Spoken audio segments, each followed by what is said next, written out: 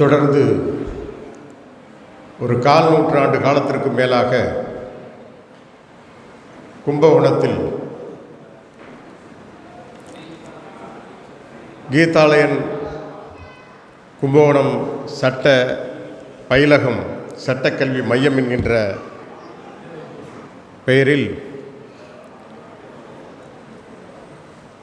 சட்டக்கல்வி மையம் நடத்தி கொண்டிருக்கக்கூடிய நமது ஐயா அவர்களுக்கு முதலில் கும்பகோணம் வழக்கறிஞர் சங்கத்தின் சார்பிலே பணிவார்ந்த நன்றியினை தெரிவித்துக் கொள்கிறேன். கீதாலயன் கும்பகோணம் சட்டப்பயிலகம் நடத்தும் சட்ட நாள் விழா மக்கள் மாநாடு சிறப்பாக அடமழையிலும் கூட இன்றைய தினம் தொடங்கப்பட்டிருக்கிறது.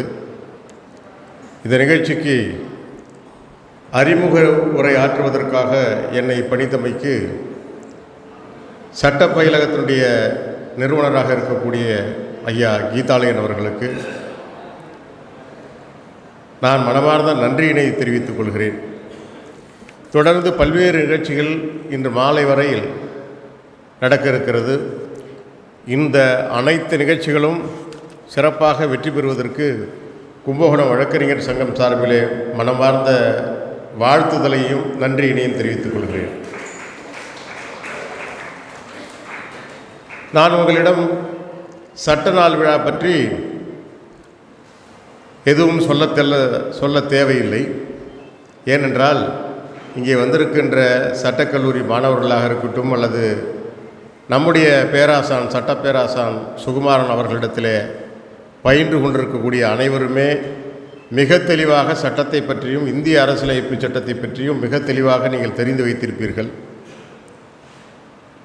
சுதந்திர இந்தியா நமக்கு 1947 சுதந்திரம் கிடைத்தாலும் கூட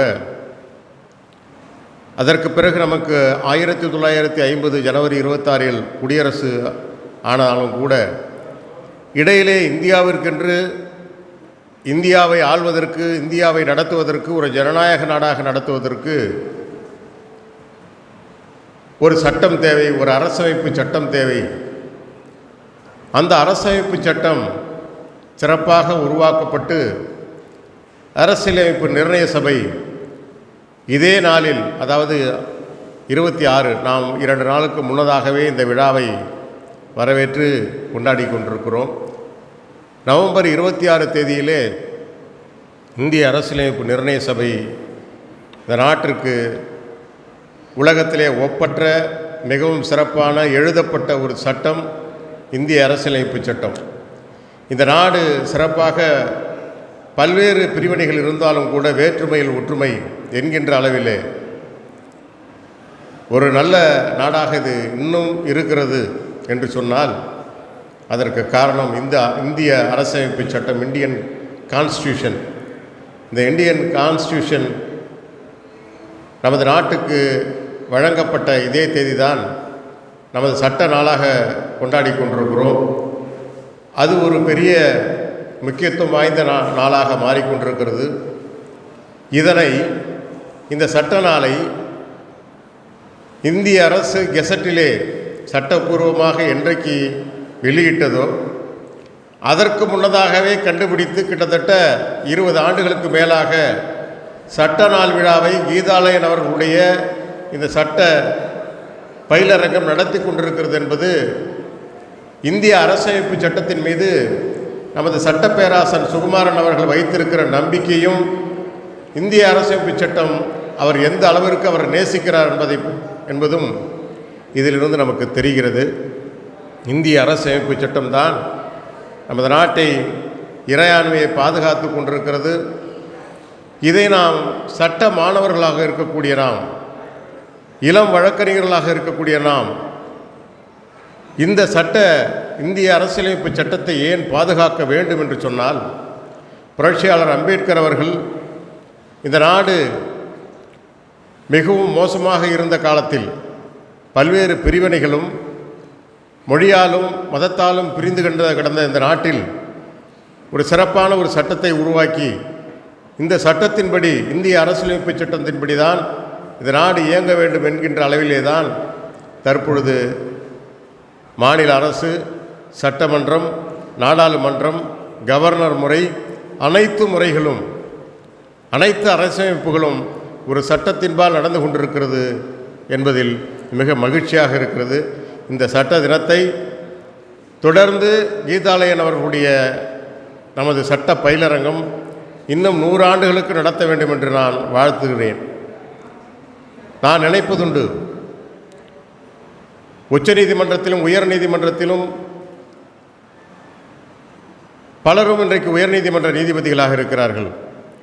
நான் வழக்கறிஞராக 1994 வந்ததிலிருந்து எனக்கு ஒரு எண்ணம் உண்டு. ஏன் நமது சட்ட பேராசன் சுகுமாரன் அவர்கள் ஒரு உச்சநீதிமன்ற உயர்நீதிமன்ற நீதிபதியாக ஆகியிருக்கக்கூடாது என்று எனக்குள்ளே பல மன ஓட்டங்கள், பல எதிர்பார்ப்புகள் இருக்கும்.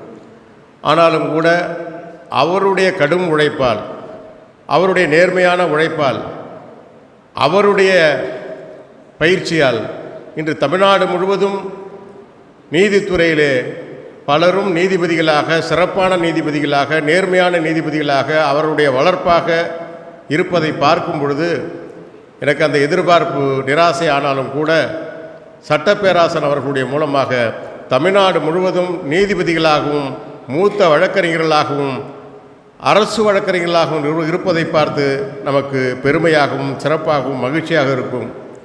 அதே போல் அவர் கும்பகோணத்திலே பிறந்து கும்பகோணத்திலே இந்த பயிலரங்கத்தை, சட்ட அரங்கை நடத்துவது மேலும் மேலும் எங்களுக்கு இரட்டிப்பு சிறப்பாக இருக்கிறது.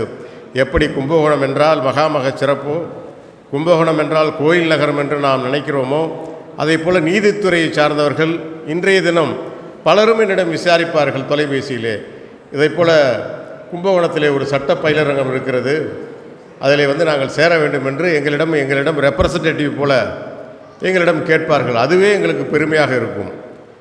பல சட்டம் படித்த மாணவர்கள் கும்பகோணத்தை நோக்கி அவர்களுடைய பயணம் இருக்கிறது என்று சொன்னால், சென்னையிலே படித்தவர்களாக இருக்கட்டும், மதுரையிலே படித்தவர்களாக இருக்கும், அல்லது கோவை போன்ற பெருநகரங்களில் படித்தவர்கள் கூட நமது சட்டப்பேராசான் கும்பகோணம் சுகுமாரன் அவர்கள் நடத்துகிற இந்த நிகழ்வில், சட்ட நிகழ்வில் படித்து நீதிபதிகளாக வர வேண்டும் என்று முயற்சி எடுத்து நீதிபதிகளாக வருவது மகிழ்ச்சி அளிக்கிறது. இது தொடர்ந்து இந்த சேவையை செய்ய வேண்டும்.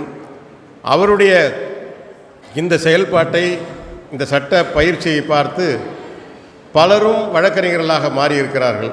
அதிலும் இன்றைய தினம் உயர் நீதிமன்றத்திலும் உச்சநீதிமன்றத்திலும் பல்வேறு நீதிமன்றங்களில் பார்க்கும் பொழுது சம அளவு நீதிபதிகள் பெண்களாகவும் வழக்கறிஞர்கள் பெண்களாகவும் இருப்பது மிக மிக பெருமையாக இருக்கிறது.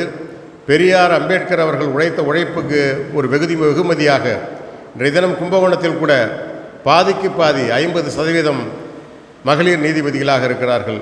கேரளாவில் 52% பெண் நீதிபதிகளாக உருவாகி இருக்கிறார்கள் என்று நினைத்து பார்க்கும் பொழுது நமது சட்டப்பேராசான் ஐயா சுகுமாரன் அவர்களுடைய உழைப்பும் அவருடைய நேர்மையான பண்பும் அவர் தொடர்ந்து இந்த மாணவர்களுக்கு அளிக்கின்ற சட்ட அறிவும் சிறிதளவும் கொஞ்சம் கூட அது நஷ்டமாகவில்லை.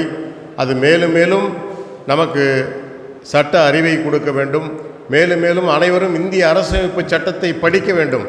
அது கீழ்கோர்ட்டில், கீழமை நீதிமன்றத்தில் நாம் பணிபுரிந்தாலும், மாவட்ட நீதிமன்றத்தில் பணிபுரிந்தாலும், உயர் நீதிமன்றத்தில் பணிபுரிந்தாலும் இந்திய அரசியலமைப்பு சட்டத்தை மிக தெளிவாக படிப்போம், இந்திய அரசியலமைப்பு சட்டத்தை பாதுகாப்போம் என்று சொல்லி இந்த அளவிலே என்னுடைய அறிமுக உரையை நிறைவு செய்கிறேன்.